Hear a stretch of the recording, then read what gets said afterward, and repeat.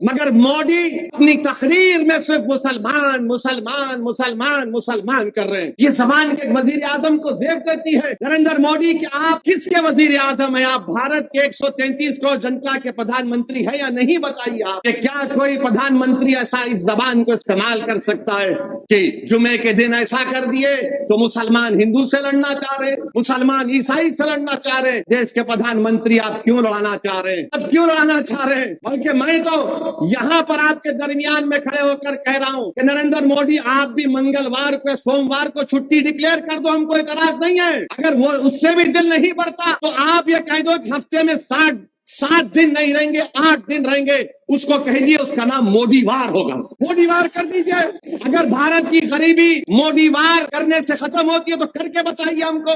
नरेंद्र मोदी, हिंदू भाइयों में भी बहुत गरीबी है। क्या मजाक कर रहे हैं भारत के वजीर आजम? अरे जालिमो, तुम अपना पेट भरने के लिए कब तक भारत को तोड़ोगे? अगर दम है तो मोदी अमित शाह आकर मुझसे हैदराबाद में मुकाबला करके दिखाओ। यकीनन नरेंद्र मोदी को तीसरी मर्तबा इस मुल्क का वजीर आजम बनने से हम तमाम को रोकना है। पिछले 10 साल से इस मुल्क के हमारे वतन अजीज के वजीर आजम मोदी हैं और 10 साल में हमने वो तमाम नज़ारों को देखा, वो तमाम चीज़ों को हमने और आपकी आंखों ने देखा। मेरे अजीज दोस्तों और बुजुर्गों, 10 साल में जब से बीजेपी इख्तिदार पर दिल्ली में आई है, मैं जिम्मेदारी के साथ इस बात को आज कह रहा हूं आपके दरमियान में। मैंने पार्लियामेंट के सेशन में भी इस साल फरवरी के महीने में जब पार्लियामेंट का सेशन हुआ था, मैंने सदर जमहूरिया के खुतबे में अपनी तकरीर में कहा कि भारत के जो 17 करोड़ मुसलमान हैं अल्पसंख्यक समाज के, इनका वो हाल है जो 1930 में हिटलर के जमाने में यहूदियों का हाल था। मेरे अजीज दोस्तों और बुजुर्गों, आज 2024 में हम हैं। 2014 से 2024 का अगर हम देखेंगे तो जो कुछ हिटलर ने 1930 में यहूदियों के साथ किया था, वो तमाम के तमाम निशानियां, वो मिसालें आज हम दे सकते हैं हमारे वतन अजीज में। तो इसीलिए मेरी आपसे अपील है कि जहां तक अल्लाह मेरी आवाज को आपके जरिए से या अपने फजल से पहुंचा रहा है, अपने वोट का सही इस्तेमाल करिए। और मैं आपको बता रहा हूं कि अगर हम वतन अजीज में एक इज्जत बाइज्जत जिंदगी गुजारना चाहते हैं, हम वतन अजीज में हम ये चाहते हैं कि हमसे इंसाफ हो, अगर हम ये चाहते हैं कि हमारा मुल्क मजबूत हो, तो ये बहुत जरूरी है कि भारत की राजनीति में मुस्लिम अक़लियत को उनका मुकाम मिले। आप कई सालों से, कभी आपके हमारे बुजुर्गों ने उत्तर प्रदेश में कांग्रेस का साथ दिया, फिर लोकदल का साथ दिया, फिर जनता दल का साथ दिया, बीएसपी का साथ दिया, समाजवादी का साथ दिया। मैं आपसे एक ही बात करके जा रहा हूं, क्या आप और हमने क्या हासिल किया? बताइए आप। किसने आकर हमारे घर में चराग जलाया? किसने हमारे नौजवानों पर जुल्म जब हो रहा था उनकी मदद के लिए आगे आए? किसने आकर हमारी बस्तियों में स्कूल खुलवाए? किसने हमारे महलों में रोड और सफाई का इंतजाम किया? मेरे अजीज दोस्तों और बुजुर्गों, मेरी आपसे दवन गुजारिश है कि याद रखिए, जब तक आप वोट लेने वाले नहीं बनेंगे, हम नाइंसाफी का शिकार होते रहेंगे। हाँ, आज मोदी है, कल मोदी नहीं रहेगा, मगर जब हम क्या करेंगे, जब एक और मोदी आ जाएगा तो फिर हमारा इख्तियार और हमारा बर्ताव क्या होगा? अभी से आप कोशिश करिए कि आपकी लीडरशिप को बनाइए।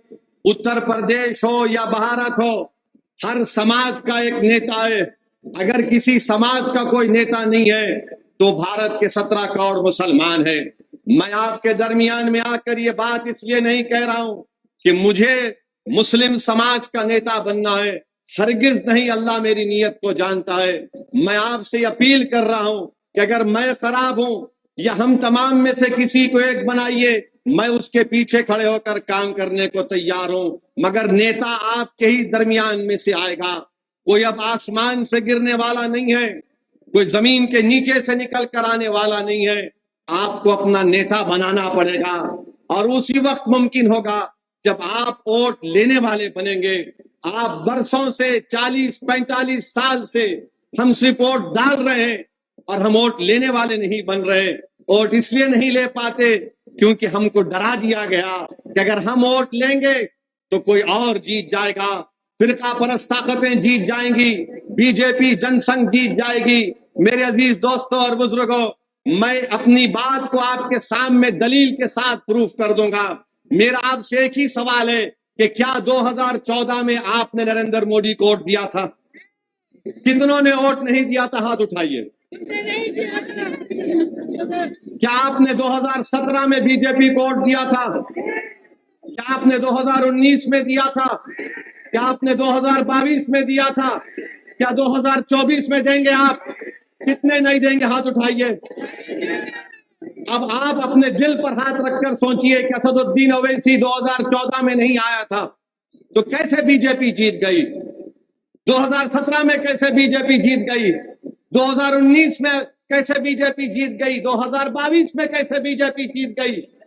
ये आपके हमारे दिलों में ये चीज डाल दी गई है कि तुम अगर वोट लेने वाले बनोगे तो बीजेपी जीत जाएगी। बीजेपी आपके वोट से नहीं जीत रही है, मैं आपको बता रहा हूं। बीजेपी इसलिए जीत रही है कि समाजवादी पार्टी कमजोर है। बीजेपी इसलिए जीत रही है कि कांग्रेस में अब दमखम नहीं रहा। बीजेपी इसलिए जीत रही है कि बहुजन समाज पार्टी अपने उसूलों को खो चुकी है और हमको आकर कहा जाता है कि तुम अपने वोट को मुत्तहदा इस्तेमाल करो। कभी उनसे कोई नहीं कहता कि समाजवादी अपना वोट मुत्तहदा इस्तेमाल क्यों ना करें, कांग्रेस के लोग अपना मुत्तहदा वोट क्यों इस्तेमाल ना करें। मगर जब चुनाव आता है तो हमको कहा जाता है जिंदगी और मौत का इलेक्शन है। यकीनन ये बहुत नाजुक इलेक्शन है, मैं भी मानता हूं। मगर मेरे अजीज दोस्तों और बुजुर्गों, आपको मेरी इन बात पर गौर और फिक्र करना है। यकीनन बीजेपी को हराना है इंशाअल्लाह ताला। यकीनन नरेंद्र मोदी को तीसरी मर्तबा इस मुल्क का वजीर आजम बनने से हम तमाम को रोकना है। मगर जो लोग आकर ओवैसी से कहते हैं कि ओवैसी तुम्हारी वजह से ऐसा हो रहा है, मैं उनसे पूछना चाहता हूं, बताओ क्या किसी अखिलेश यादव के रिश्तेदार के घर पर बुलडोजर चला?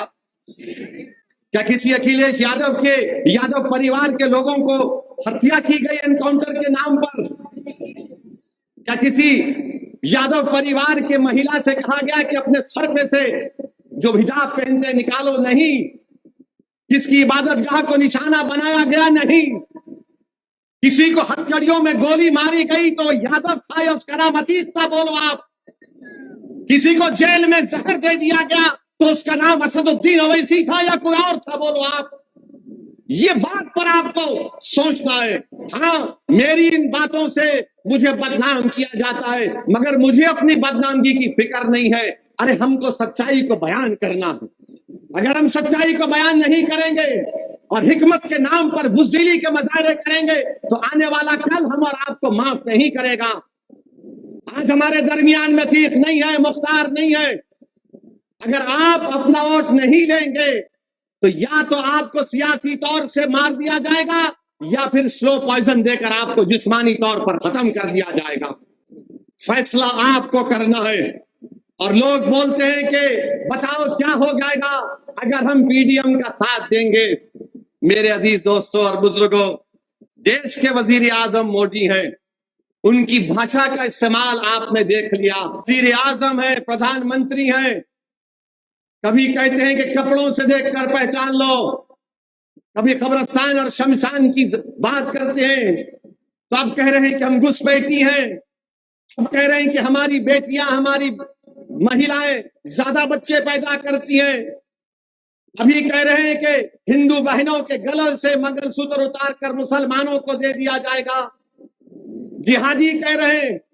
कभी मोदी कहते हैं कि झारखंड में जाकर तकरीर करके मोदी ने कहा कि झारखंड के किसी जिले में जुमे के दिन छुट्टी का ऐलान कर दिया गया, तो मोदी ने कहा देखिए यहां पर मुसलमान जुमे को छुट्टी मना रहे हैं, अब क्या मुसलमान संडे के दिन ईसाइयों से लड़ेंगे और अगर नहीं करेंगे तो क्या हिंदुओं से लड़ेंगे? ये जबान के वजीर आजम को जेब देती है। नरेंद्र मोदी के आप किसके वजीर आजम है? आप भारत के 133 करोड़ जनता के प्रधानमंत्री है या नहीं? बताइए आप। बल्कि मैं तो यहां पर आपके दरमियान में खड़े होकर कह रहा हूं कि नरेंद्र मोदी आप भी मंगलवार को, सोमवार को छुट्टी डिक्लेयर कर दो, हमको एतराज नहीं है। अगर वो उससे भी दिल नहीं भरता तो आप ये कह दो कि हफ्ते में 7 दिन नहीं रहेंगे, 8 दिन रहेंगे, उसको कहिए उसका नाम मोदीवार होगा। मोदीवार कर दीजिए। अगर भारत की गरीबी मोदीवार करने से खत्म होती है तो करके बताइए हमको, करके बताइए ना। मगर मोदी अपनी तकरीर में सिर्फ मुसलमान मुसलमान मुसलमान मुसलमान कर रहे हैं। नरेंद्र मोदी, हिंदू भाइयों में भी बहुत गरीबी है, हिंदू बैकवर्ड क्लास के भाई बहनों में बहुत गरीबी है, बेरोजगारी है, दलितों में बेरोजगारी है, गुर्बत है। बताओ मोदी तुमने उनके लिए क्या किया? तुम तो गाली हमको दे रहे हो, मगर बताओ इनके लिए आपने क्या किया? मोदी के पास कोई जवाब नहीं है। आप बताइए कि क्या कोई प्रधानमंत्री ऐसा इस जबान को इस्तेमाल कर सकता है कि जुमे के दिन ऐसा कर दिए तो मुसलमान हिंदू से लड़ना चाह रहे, मुसलमान ईसाई से लड़ना चाह रहे? देश के प्रधानमंत्री आप क्यों लड़ाना चाह रहे हैं? अब क्यों लड़ाना चाह रहे हैं? यहाँ पर इस मुल्क में, वतन अजीज में, भारत में अल्पसंख्यक समाज मुसलमानों की 1200 साल की तारीख है। ये मेरे अल्फाज नहीं है, मौलाना अबुल कलाम आजाद के अल्फाज है। उन्होंने कहा था कि हमारी ये रोशन तारीख है, मैं इसको छोड़ने को तैयार नहीं हूं। हमारे भारत के प्रधानमंत्री एक पार्लियामेंट के इलेक्शन में हर चीज की जिम्मेदारी मुसलमान मुसलमान मुसलमान मुसलमान कर चुके। देश के प्रधानमंत्री अब कह रहे हैं कि हम आरक्षण जो मजहब के नाम पे दिया जा रहा है हम उसको ले लेंगे। मैं प्रधानमंत्री को बताना चाह रहा हूं, नरेंद्र मोदी जी, उत्तर प्रदेश में, गुजरात में, कर्नाटका में, जहां जहां बड़े बड़े प्रदेश हैं वहां पर रिजर्वेशन मुसलमानों को मिल रहा है, अंसारियों को मिलता है, कासगर को मिलता है, कसाब को मिलता है, कुरैशी को मिलता है, चाक को मिलता है, तेली मकीक को मिलता है, दर्जी को मिलता है, इदरीसी को मिलता है, फकीर को मिलता है, सलमानी को मिलता है, सैफी को मिलता है, हज्जाम को मिलता है, सक्का को मिलता है, अब्बासी को मिलता है, शेख सरवर को मिलता है, मोची को, अंसार को, मंसूरी को मिलता है। मोदी जी और देश के प्रधानमंत्री बोले किसी को छीन कर दे दिया जाएगा।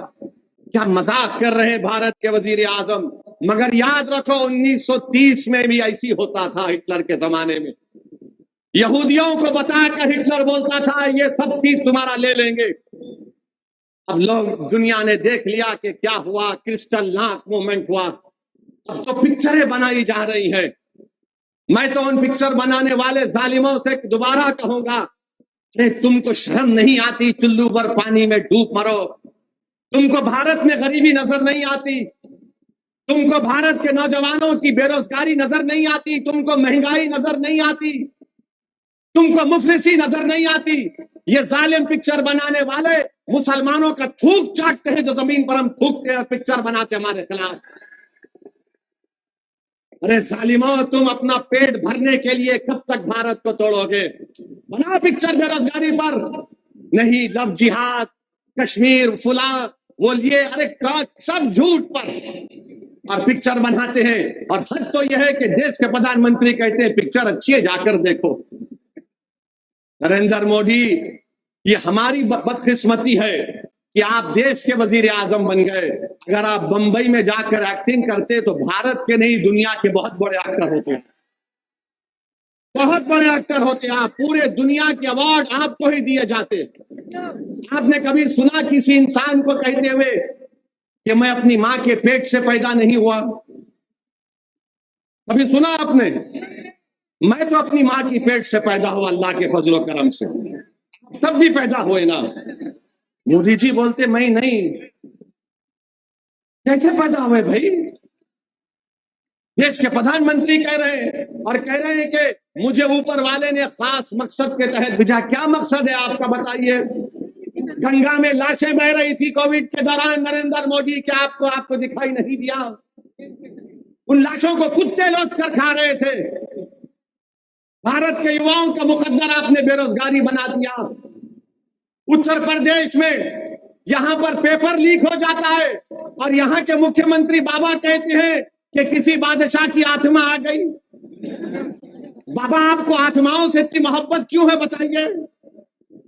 कैसे आप आत्माओं को पहचान लेते? हम भी पूछना चाहते हैं बाबा से।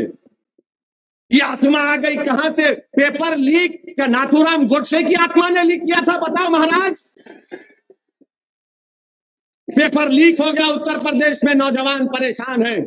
वो नौजवान हिंदू भी है, मुसलमान भी है, बैकवर्ड क्लास का भी है, कुर्मी है, कुशवाहा है, यादव है, दलित है, पासी है, सब है, आदिवासी है, मगर नरेंद्र मोदी सिर्फ मुसलमान मुसलमान मुसलमान करते हैं।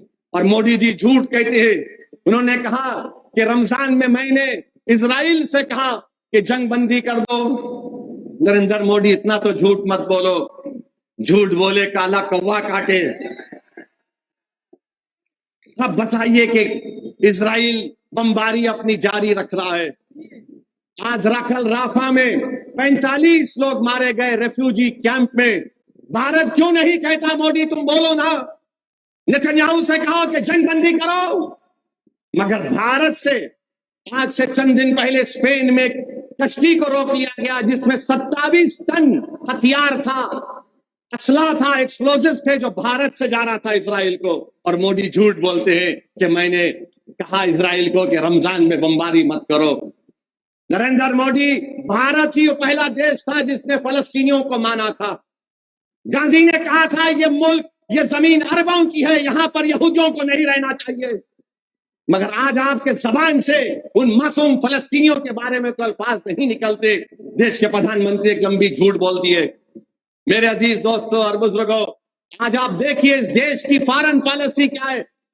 नेपाल है, छोटा सा मुल्क है, आज नेपाल भारत को आंख दिखा रहा है। नेपाल अपने करेंसी के नोट पर उन इलाकों को, भारत के इलाकों को कह रहा है कि ये नेपाल का इलाका है। बोलो नरेंद्र मोदी, कुछ तो बोलो। नहीं बोलेंगे। नरेंद्र मोदी बोलेंगे मुजरा हो रहा है, मुजरा। नहीं मेरे भाई, क्या ये महिलाओं का अपमान नहीं है, उनकी बेइज्जती नहीं है? मुजरा हो रहा है। नरेंद्र मोदी, देश की 50% आबादी महिलाओं पर है, आप उनका मजाक उड़ा रहे। मुजरा हो रहा है, जाओ मुजरा देखो, मुजरा करो। नरेंद्र मोदी ये याद रखो, अगर तुम्हारे मुंह में जबान है तो अल्लाह ने भी हमको भी बहुत अच्छी जबान दी है, और हम अपनी जबान से ही बदनाम होते हैं। चीन 2000 स्क्वायर किलोमीटर पर कब्जा करके बैठा है और मोदी कुछ नहीं कहते। क्या मोदी, आप चीन के साथ ब्रेक डांस कर रहे थे? गांव रक्षक मारते हैं, अखलाक को, पीलू खान को धर्म संसद से गालियां दी जाती है, तो क्या आप उनसे भांगड़ा कर रहे थे? ये वजीर आजम की जबान है, ये इनकी नफरत है। इसीलिए मैं आपसे अपील कर रहा हूं कि आपको बड़ी एहतियात के साथ अपने वोट का इस्तेमाल करना है। हाँ, कोई आकर कहेगा मेरे आज की इस तकरीर के बाद कि पीडीएम को अगर वोट देंगे तो तुम्हारा वोट गड्ढे में डालने के बराबर है, खड्डे में डालने के बराबर। मैं हमारे अख्तरुल ईमान जो बिहार प्रदेश के हमारे सदर हैं, उन्होंने एक मिसाल दी कि जब रामविलास पासवान के हक में दलितों ने वोट दिया तो किसी एक बड़े नेता ने जाकर उन दलितों से कहा कि तुम्हारा वोट खड्डे में पड़ रहा है, गड्ढे में पड़ रहा है। तो उस दलित ने जवाब दिया कि हाँ सर, हम अपने वोट से उस खड्डे को भर रहे हैं, जब भर जाएगा हम अपनी इमारत को तामीर करेंगे। तो आपको भी अपने वोट का इस्तेमाल करना है, डरने और घबराने की जरूरत नहीं है। अगर आप डरते रहेंगे तो फिर ये सब हमको इस्तेमाल करते रहेंगे। मेरे अजीज दोस्तों और बुजुर्गों, फिर हमारे वजीर आजम कहते हैं कि पूर्वांचल में बड़े बड़े बहादुर लोग गुजरे, सिर्फ मंगल पांडे का जिक्र करते हैं। यकीनन कीजिए, हम भी इज्जत करते मंगल पांडे की, उनके साथियों की। मगर नरेंद्र मोदी जी, क्या इस देश की आजादी में एक मुजाहिद आजादी का नाम जो पूर्वांचल का बेटा था, उसका नाम मुख्तार अंसारी था? तुम्हारे मुंह से क्यों नहीं निकलता? निकालो अपनी जबान से, कहो मुख्तार अंसारी भी इस देश का आजादी का सिपाही था। मगर मोदी जी की जबान से नहीं निकलेगा। वो बोलेंगे मुख्तार अंसारी निकलेगा तो उनका वोटर समझेगा वो मुख्तार की बात कर लिए। मेरे अजीज दोस्तों और बुजुर्गों, जो जो लोगों को, जिन जिन हजरात की जानें चली गई है, वो शहीद है। मैं अल्लाह से दुआ करता हूं कि अल्लाह उनकी मग़फ़िरत फरमाए। और मुझे यकीन है ये कुदरत का निजाम है, जब कभी भी जुल्म बढ़ता तो अल्लाह सुब्हाना व तआला जालिम को कमजोर करता है। किसी शायर ने अच्छा कहा था, उस शेर का अगर मुझे सही कह रहा हूं, कि चीर कर अंधेरे को चीर कर नूर आएगा, अगर तुम हो फिरौन तो मूसा भी आएगा इंशाअल्लाह। याद रखिए, जो लोग आज बुलडोजर से घर तोड़ रहे हैं, कल इंशाअल्लाह ताला उनका घर वीरान हो जाएगा, खंडर बन जाएगा। जो लोग ताकत के बलबूते पर जाने ले रहे हैं, तुम्हारी भी जान अल्लाह लेगा एक दिन इंशाअल्लाह ताला। तुम जो डर पैदा कर रहे हो, यकीन जानो कुदरत तुम्हारे दिलो दिमाग में खौफ को पैदा कर देगा। मेरे अजीज दोस्तों और बुजुर्गों, हिम्मत और हौसले को बरकरार रखिए। मोदी खुलकर कह रहे हैं कि अगर वो तीसरी मर्तबा वजीर आजम बनेंगे तो भारत की पार्लियामेंट में यकसा सिविल कोड को लेकर आएंगे। यकसा सिविल कोड उत्तराखंड में नाफिज किया बीजेपी ने। वहां पर एक मुसलमान अपनी शादी निकाह से नहीं कर सकता, बल्कि स्पेशल मैरिज एक्ट में करना पड़ेगा। एक मुसलमान का निकाह गाजी के तहत नहीं होगा, गवाह नहीं होंगे और दुल्हन को मेहर नहीं दिया जा सकता।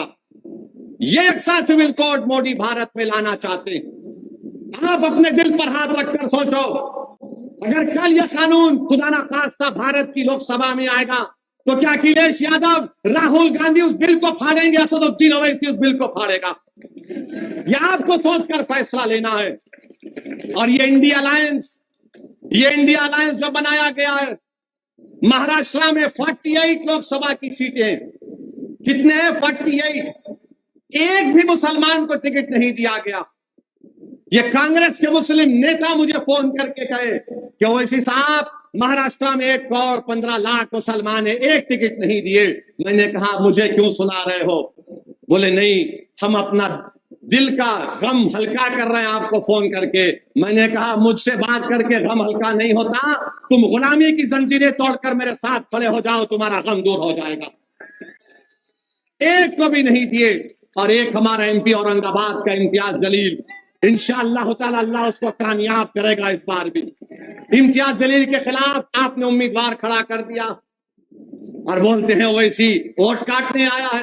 मेरे खिलाफ आपने वो कैंडिडेट खड़ा कर दिया। मैंने कहा कोई बात नहीं, मैंने तो हैदराबाद में कई मर्तबा कहा, अगर दम है तो मोदी अमित शाह कर मुझसे हैदराबाद में मुकाबला करके दिखाओ। नेशनल दस्तक की आपसे गुजारिश है कि अगर इसको बचाना चाहते हैं तो नेशनल दस्तक को सब्सक्राइब करने के लिए रेड कलर के सब्सक्राइब बटन को दबाएं, फिर बेल आइकन की घंटी दबाएं। नेशनल दस्तक को बचाने के लिए बहुत जरूरी है कि हर खबर को शेयर करें, लाइक करें, कमेंट जरूर करें।